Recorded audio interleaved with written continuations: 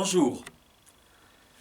Bien, j'ai le plaisir, dans le cadre de l'Institut des Andalousies du Maroc, comme de celui d'Occitania et l'Andalous, ici à Toulouse, d'avoir un petit échange avec mon ami Alem Sur Garcia, qui a un rôle particulier sur toutes nos questions andalousiennes, de diversité, d'identité, d'histoire, et qui joue un rôle très important ici dans la région toulousaine, et d'ailleurs et plus largement encore. On espère bien aussi le voir au Maroc bientôt.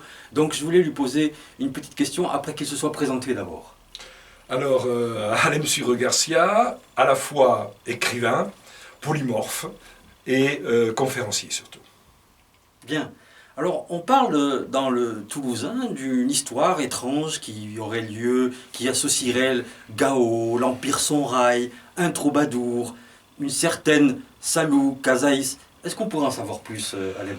Alors, c'est vrai que là, on est au début du XVe siècle. Il y a à Toulouse un jeune homme de bonne famille, aristocrate toulousaine, qui s'appellerait Anselme Isalguier, et qui a l'idée un peu étrange pour nous aujourd'hui de se rendre, on ne sait pas trop comment, sur Gao. Donc on est au début XVe siècle. Et la légende qui suit dit qu'il serait tombé amoureux de la fille du sultan, qui s'appellerait Salou Kazaïs, voilà, et qu'ils auraient vécu ensemble quelque temps à Gao, et que la nostalgie prenant notre Toulousain, il se serait rendu avec sa petite troupe, et donc Salou Kazaïs, son épouse africaine, et qu'il serait rentré sur Toulouse aussi avec un certain médecin, certainement qui a dû étudier à Tombouctou ou à Gao à l'époque, et puisque c'était l'époque de l'Empire Sonrail et peut-être même de l'apogée de cet empire, et donc avec ce médecin qui s'appellerait, d'après ce qu'on dit ou ce que rapporte la légende, Aben Ali. Et c'est cet Aben Ali qui aurait soigné le roi de France de passage à Toulouse, qui avait une maladie sérieuse, etc., que personne n'arrivait à soigner, et que finalement, c'est grâce, alors peut-être aux herbes, à l'herboristerie, de Aben Ali qu'il aurait été guéri. Voilà, ça c'est le terreau historico et surtout légendaire, mais cette légende s'est perpétuée jusqu'à nos jours. Oui, ce qui est intéressant, je trouve, dans cette histoire, c'est que c'est son épouse qui l'amène. C'est pas une captive, c'est pas une courtisane. C'est apparemment la fille du sultan ou de l'entourage du sultan, en tout cas. Hein. Oui, donc c'est assez remarquable qu'à l'époque, on puisse revenir au pays avec une personne de couleur qui est son épouse et qu'on impose son environnement à l'époque. Ça a dû faire sensation, je pense. Ah oui, ça a dû faire sensation. Déjà, bien qu'on connaisse des Africains, hélas par le commerce des esclaves déjà, qui existe par les ports méditerranéens. Mais là, il s'agit d'une personnalité, de toute façon, de Gao. Hein. C'est pas apparemment n'importe qui. Très bien. Alors on parle aujourd'hui à nouveau de cette histoire, donc à partir d'une tour du Mort, d'un château. Où est localisé tout ça et alors, qu'est-ce qui est en train de se c'est passer au sud de Toulouse, il y a un château qui a été refait au XVIIIe siècle, mais qui a gardé deux tours, dont une tour qui s'appelle la tour du Mort.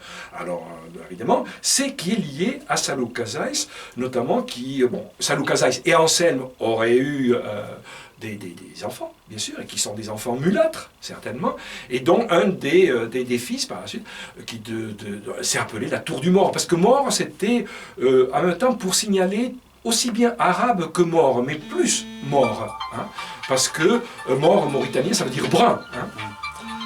Hélène, il y a un petit coup de téléphone, c'est pas grave, on va quand même continuer. C'est la réalité du quotidien. Voilà. J'en profite pour saluer Hélène Potier, notre chère amie, notre complice, qui est aussi en plein engagement avec nous dans toutes ces aventures.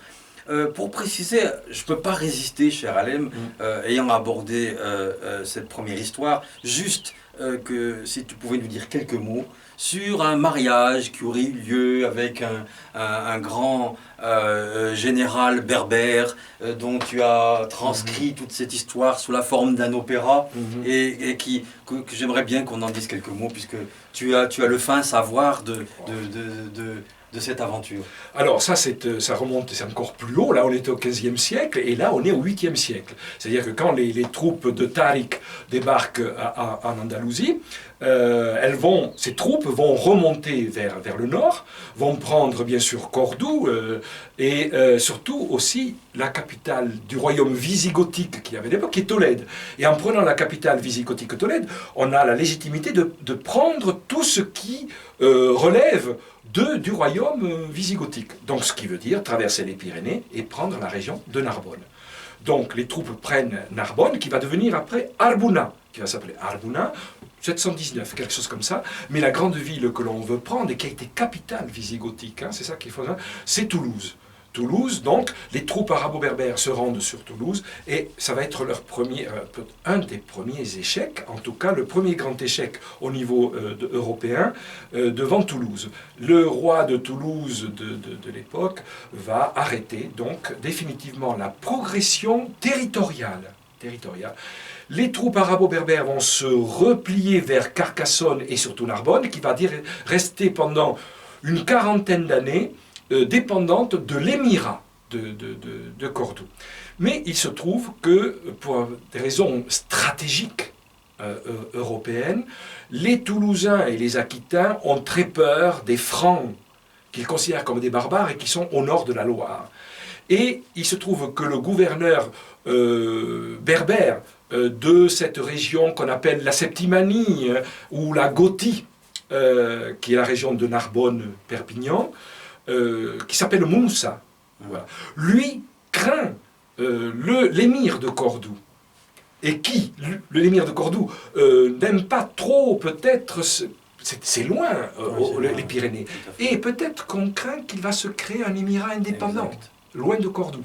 Donc, Moussa a très peur, évidemment, de ces troupes-là. Donc, qu'est-ce qu'on fait quand les deux, le roi de Toulouse, le roi-duc de Toulouse et le gouverneur de Narbonne, qui ont des dangers, l'un au sud, l'autre au nord, eh bien, ils vont pactiser. Voilà. Alors ça a été un scandale à l'époque, en Europe. Et en même temps pour l'émir de Cordoue, qui n'aime pas ce pacte avec l'Aquitain toulousain. Donc, mais ce qui va créer le scandale le plus grand, c'est que le prince de Toulouse, Aoudun, va donner sa fille, qui était considérée comme une très belle fille, une très belle princesse aquitaine, va donner sa propre fille en mariage, comme gage de ce traité, à Moussa. Ça, c'est inscrit dans les livres d'histoire arabe et les cartulaires latins de l'époque. Évidemment, ce scandale est énorme. Alors évidemment, la destinée de tout ça est assez tragique. Est assez tragique. Mais le sens est important. La destinée tragique, ça veut dire que les troupes d'Abderrahmane vont remonter par les Pyrénées et vont tuer Moussa et sa femme, sa jeune femme, qui s'appelle Lampadia, est tellement belle, et puis c'est un otage important, va être amenée, disent les ouvrages, dans l'entourage du calife de Damas, à l'époque, qui s'appelle Hicham. Donc, après, on ne sait plus. Et toutes les histoires romantiques vont reprendre, évidemment, surtout à l'époque de l'orientalisme, et où on redécouvre l'Andalous en même temps, et on redécouvre les troubadours. Donc, on va ressortir cette histoire-là.